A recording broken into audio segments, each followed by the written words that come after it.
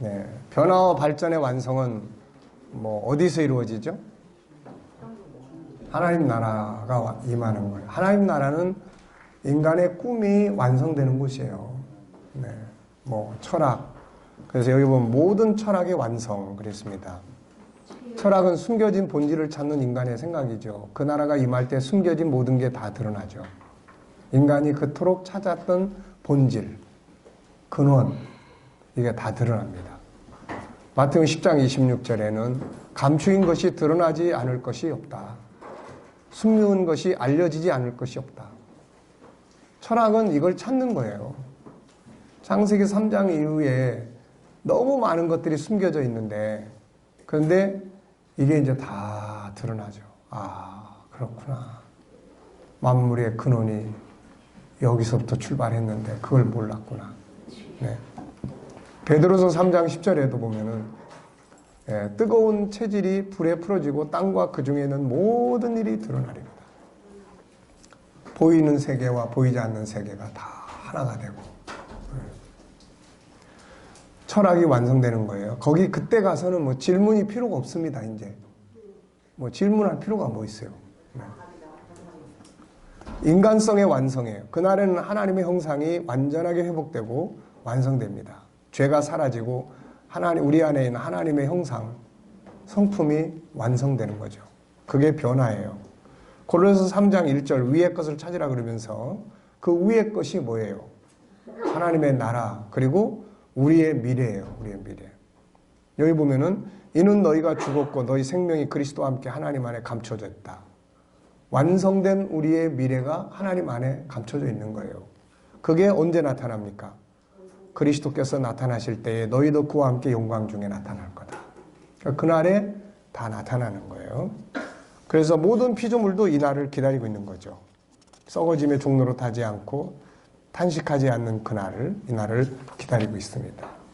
3번, 전쟁이 없는 세상, 평화의 세상이 완성이 되죠. 창세기 3장 이후 인류 역사는 전쟁의 역사였어요. 창세기 3장 15절이 그거를 선포하지 않습니까? 이 싸움의 역사가 종결되는 거죠. 그래서 모두가 다 평화, 상함이 없는 모든 사람과 만물의 권리가 존중이 여겨지는 세상이죠. 과학의 완성. 주님이 오시는 날 새하늘과 새 땅이 임하는 날에는 인간이 꿈꾸는 모든 과학이 완성이 됩니다. 보이는 것들과 보이지 않는 것들이 하나가 되죠. 시간과 공간에 초월하고. 에베소 1장 10절 하늘에 있는 것이나 땅에 있는 것이 다 그리스도 안에서 통일돼요. 이제 하나가 돼요. 데살로니가서 4장 13절 이하에서는 죽은 자와 산 자가 지금은 따로 떨어져 있어요. 근데 그날에는 앞서간 자나 뒤에 오는 자나 다 동일한 자리에 딱 서게 됩니다. 15절에 보면 우리가 주의 말씀으로 너에게 이것을 말하노니 주께서 강림하실 때까지 우리 살아남아 있는 자도 자는 자보다 결코 앞서지 못하리라. 다 똑같아 이제. 뭐 먼저 갔다고 뭐 장례 예배 드리던 사람이나 뭐 나중에 가보니까 뭐 장례 예배 환송받고 먼저 온 사람이나 장례 예배 드려준 사람이나 다 똑같이 한 자리에 있는 거니까. 네. 다 똑같은 거예요, 결국은. 그러니까 먼저 갔다고 슬퍼할 것도 없고, 뭐 뒤에 간다고 좋아할 것도 없고, 그냥 있는 동안 뭔가 할 일이 남았으니까, 이제, 그러니까 열심히 일하고 사는 거예요. 실패를 자꾸 해야 하나님의 은혜를 더 깊이 깨닫습니다. 인간이 성공을 자꾸 하면 하나님을 자꾸 멀어져요. 이게 참 진리입니다. 예, 이게 아이러니, 역사의 아이러니.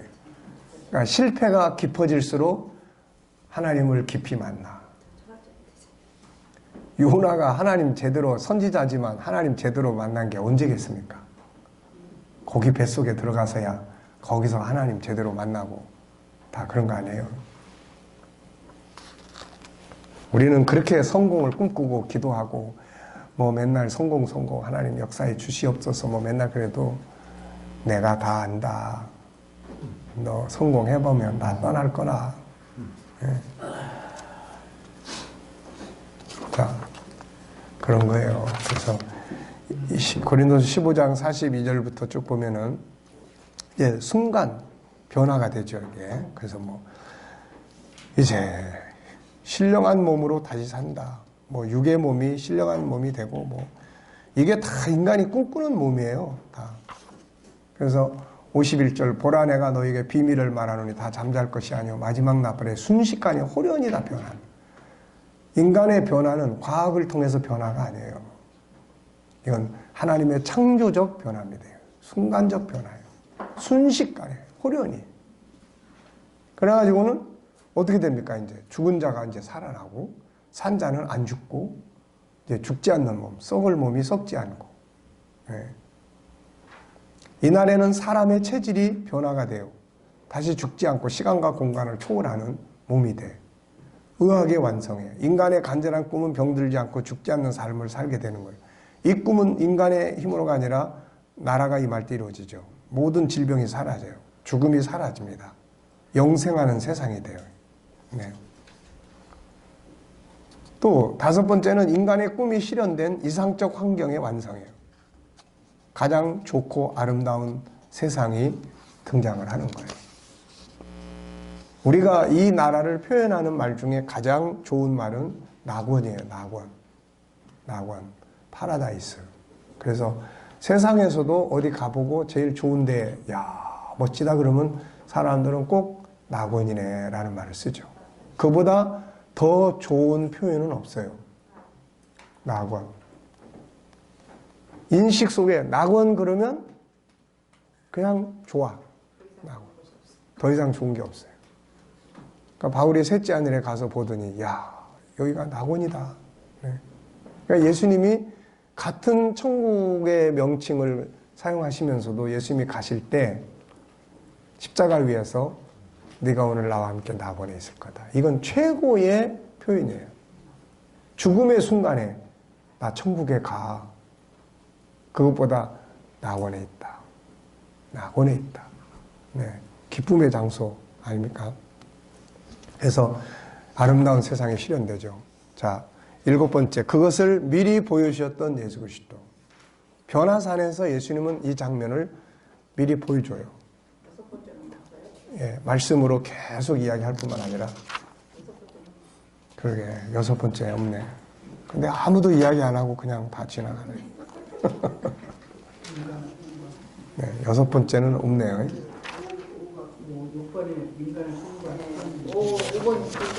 5번이 두 개네. 5번이 두 개인지 뭐 알아서 다 하고 계시네. 네. 5가 6입니다. 일곱 번째, 그걸 미리 보여줬어요. 네. 그래서 우리가 천국 공부를 제대로 한다는 것은 최고의 가치와 학문과 철학과 과학을 공부를 하는 거예요. 그래서 그것을 철저하게 이해하고 공부를 하고 그리고 나서 세상 공부들을 해나갈 때 그게 발판이 되면은 상상력도 뛰어나고 미리 가보기 때문에 현재 과학 이런 것들이 어느 정도인지를 진단할 수도 있고 앞으로 어떤 변화가 오게 될 것인가에 대한 것도 유추할 수가 있는 거죠, 이게. 그래서 천국 공부가 뭐 막연히 죽어서 가는 이런 차원이 아니고 과학, 철학, 인간의 완성, 뭐 최고의 환경, 뭐 이런 것들이 이제 연구하는 거기 때문에 최고의 학문이죠, 사실 이게. 그래서 예수님이 오셔서 회개하라, 천국에 갖고 왔다. 이거는 최고의 학문을 선포하신 겁니다, 이게. 근데 우리는 그 가치를 모르니까 그냥 갖다가 오강으로 쓰고, 그냥 쓰레기통으로 쓰고, 뭐 그냥 빗자루로 쓰고, 그러다가 어느 날 성령의 조명을 딱 받으니까, 오, 이게 다이아몬드네, 이거. 네. 변화에 대한 우리의 꿈과 비전. 우리 모두는 영혼 속에서 나온 변화와 발전의 본능을 가지고 있다. 이것은 영생과 천국을 갈망하는 인간의 본능이다. 그러므로 현실에서는 이 본능을 따라 더욱더 아름답고 온전한 목표를 위해 변화와 발전을 시도하고 한편에서는 변화와 발전의 완성이 되는 주님이 오시는 그날을 우리가 변화되는 그날을 우리의 꿈이 이루어진 새하늘과 새 땅을 소망하며 살아야 할 것이다. 다음에 만날 때는 좀 더 변화된 모습으로 만날 수 있기 바랍니다. 어떻게 머리를 변화시킬까? 네. 헤어스타일도 변화시키시고. 네. 밤하고 왔어요. 잘하셨습니다.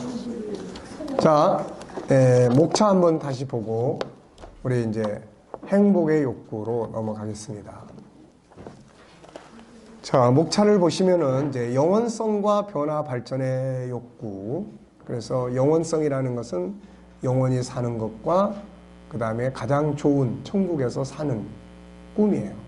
이것이 우리 안에 있기 때문에 이 세상의 것들만 가지고는 절대로 만족이 안 된다. 예수께서 보이신 변화와 발전. 예수님은 변화예요, 변화. 한마디로 말해서. 변화. 구약을 새로운 것으로. 더 나아가서는 마지막 시대에 되어질 그런 철학, 인간의 완성, 과학, 모든 문명의 완성까지 예수님은 다 미리 보여주신 거죠. 죽은 자 딱 살려내. 이거는 미래에 될 일이에요, 이거. 네. 병든 자 다 고쳐줘. 질병이 없는 세상. 이거 미래의 꿈이에요, 이거. 네. 그러니까 예수님이 변화에, 그래서 예수 믿는 사람들이 변화를 안 만들어 가는 거는 이건 사실 예수를 믿는 게 아니에요. 믿는다고 하지만 믿음의 주인공이 변화인데 그럼 그분이 변화해 가는 것처럼 우리가 변화를 추구해 가는 것이 사명이죠, 이게. 네. 그리고 이제 제자들이 예수님 만나가지고 이제 직업부터 변화가 되기 시작해가지고 나중에 이제 또 변화의 길을 가죠. 처음에는 변화의 목표를 잘못 정했다가 스승님도 팔아먹고 그러다가 나중에 이제 성령 받고 나서부터 제대로 된 변화가 시작이 되죠. 그래서 우리가 변화해야 될 것, 첫째는 정체성, 신분의 변화, 죄인이 의인 되는 변화, 원수가 하나님 자녀 되는 변화, 그 다음 5가지 성품의 변화, 창세기 3장에서 창세기 1장 27절로 변화되죠.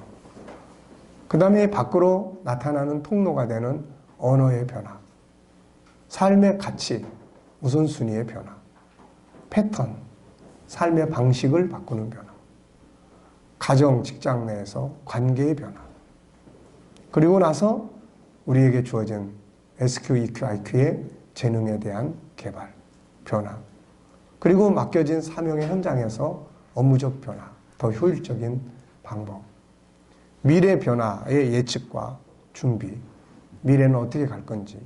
이미 우리는 마지막 끝을 다 보는 사람들이에요. 그러니까 그 끝과 오늘을 비교해보면 앞으로 중간 단계가 어떻게 발전해 갈 것인지 알 수가 있죠. 그리고 이제 변화의 장애 요인들이 있습니다. 가장 큰 장애 요인은 고정관념이에요. 네. 그리고 변화의 자원들, 네. 그리고 변화와 발전의 완성은 하나님 나라에서 이루어진다. 네. 자, 변화와 발전의 욕구에 대해서는 여기까지 정리를 하겠습니다.